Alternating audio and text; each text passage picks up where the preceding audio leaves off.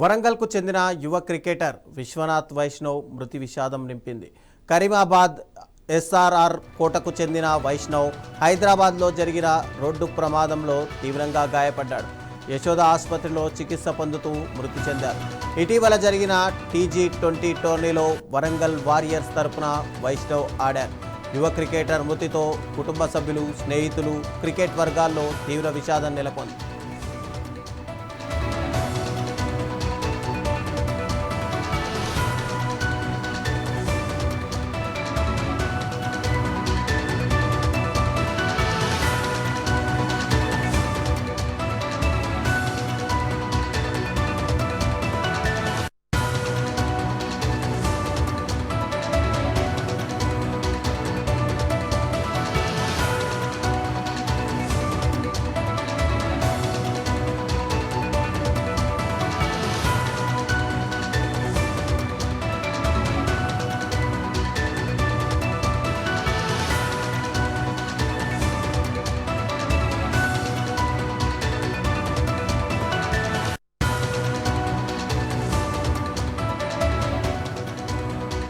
వరంగల్కు చెందిన యువ క్రికెటర్ విశ్వనాథ్ వైష్ణవ్ మృతి చెందడం విషాదం నింపింది. కరీమాబాద్ ఎస్ఆర్ఆర్ కోటకు చెందిన వైష్ణవ్ హైదరాబాద్లో జరిగిన రోడ్డు ప్రమాదంలో తీవ్రంగా గాయపడ్డాడు. యశోద ఆసుపత్రిలో చికిత్స పొందుతూ మృతి చెందారు. ఇటీవల జరిగిన తెలంగాణ T20 టోర్నీలో వరంగల్ వారియర్స్ తరపున వైష్ణవ్ ఆడారు. ఇక యువ క్రికెటర్ మృతితో కుటుంబ సభ్యులు, స్నేహితులు, క్రికెట్ వర్గాల్లో తీవ్ర విషాదం నెలకొంది. ఇక ఇదే అంశానికి సంబంధించి మరింత సమాచారం మా ప్రతినిధి సుధాకర్ అందిస్తారు. సుధాకర్, చెప్పండి, యువ క్రికెటర్ మృతి పట్ల అక్కడ అంటే క్రికెటర్ ఎంతో జీవితం ఉంది, ఇంకా చాలా ఆడాల్సి ఉంది, అటు ఇండియా టీం కూడా సెలెక్ట్ అవుతాడు అని చెప్పి తల్లిదండ్రులు కూడా ఎంతో ఆశపడి ఉంటారు. అలాంటి వ్యక్తి మరణించడం పట్ల అక్కడ లోకల్లో పబ్లిక్ ఏమనుకుంటున్నారు? Thank you Ravichandra.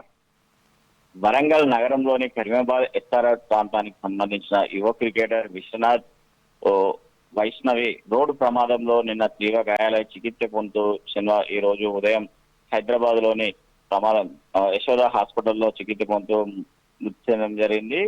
గత కొద్ది రోజుల క్రితం ఇటీవల జరిగిన T20 టోర్నమెంట్ లో వరంగల్ వారియర్స్ తరఫున వైష్ణవ్ ఫాస్ట్ బౌలర్ గా ఎంపిక కావడం జరిగింది. వైష్ణవ్ కు రెమ్యునరేషన్ కింద ₹1,00,000 కూడా అతనికి ₹1,00,000 కూడా వరంగల్ వారియర్స్ జట్టు అతన్ని కొనుగోలు చేయడం జరిగింది.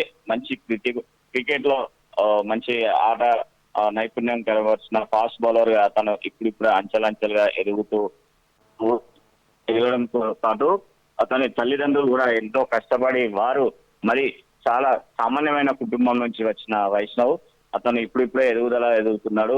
నేను రానున్న రోజులలో ఇండియా టీం కూడా ఆడతాను, నాకు క్రికెటర్ లో కూడా సిరాజ్ భాయ్ ఎంతో స్ఫూర్తిదాయకంగా ఉన్నారు, అతనితో పాటు నేను కలిసి ఆడడం కూడా, ఎందుకంటే సిరాజ్ కూడా వరంగల్ టీం కూడా ఆడడం జరిగింది, అతనితో కలిసి నేను కూడా ఆడడం ఎంతో సంతోషకరమైన అని చెప్పి చెప్పిన కొద్ది రోజుల్లో కూడా అతని యొక్క నీటి జ్ఞాపకాలు కూడా అతనికి లేకుండా అవడంతో పాటు అతను మృతి చెందడంతో పాటు ఇటు కరీమాబాద్ ఎస్ఆర్ఆర్ తోటకు సంబంధించిన నివాసులు కూడా మొత్తం శోక సముద్రంలో మునిగిపోయారు. ఎందుకంటే అతను ప్రతి ఒక్కరి కూడా చాలా చిన్న ఏజీ, ఇప్పుడే 17-18 సంవత్సరాల వయసు గల వైష్ణవ్ అతని మృతితో పాటు అతని కుటుంబ సభ్యులే కాకుండా ఇటు అతను రోజు క్రికెట్ మ్యాచ్ ఆడడానికి వెళ్ళిన JNS గ్రౌండ్ కు సంబంధించిన క్రీడాకారులు అయితే ప్రతి ఒక్కరు కూడా అతనికి సంతాపం కూడా తెలియజేశారు.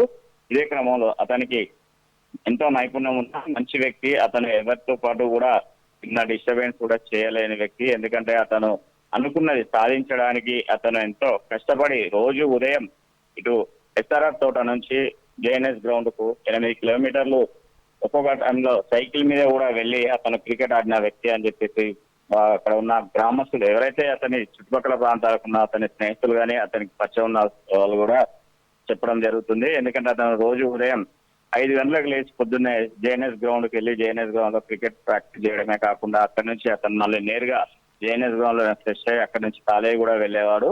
మళ్ళీ ఇంటికి వచ్చిన తర్వాత మళ్ళీ సాయంత్రం మళ్ళీ సేమ్ రోజు ఎడావిగా అతని దినచర్య మొత్తం గ్రౌండ్ లోనే గడిపేవాడు. అతను ఎవరితోనూ కూడా చిన్నగా ఎవరిని కూడా ఇబ్బంది పెట్టే వ్యక్తి కూడా కాదని చెప్పేసి అతని కుటుంబ సభ్యులే కానీ అతను కూడా, ఎందుకంటే వాళ్ళు చాలా ఇప్పుడిప్పుడే కష్టపడి పైకి వస్తున్న వ్యక్తులు వాళ్ళు కూడా అని చెప్పేసి అక్కడ గ్రామం అతనితో పాటు అతని చుట్టుపక్కల ఉన్న వారు కూడా నివాసం ఉండేవారు కూడా శోక సముద్రంలో ఉంటే అందరూ కూడా ఎందుకంటే మన ఏరియాకి సంబంధించిన వ్యక్తి ఇక్కడ అతను ఒక క్రికెటర్ గా ఎదగడమే కాకుండా T20లో ఆడడమే అతని ధ్యేయమే. అదే కాకుండా అతను రానున్న రోజులలో కూడా రంజీకి మరి ఇండియా టీం కూడా ఆడాలని చెప్పేసి అతని కోరికలు ఎన్నో ఉన్నాయి.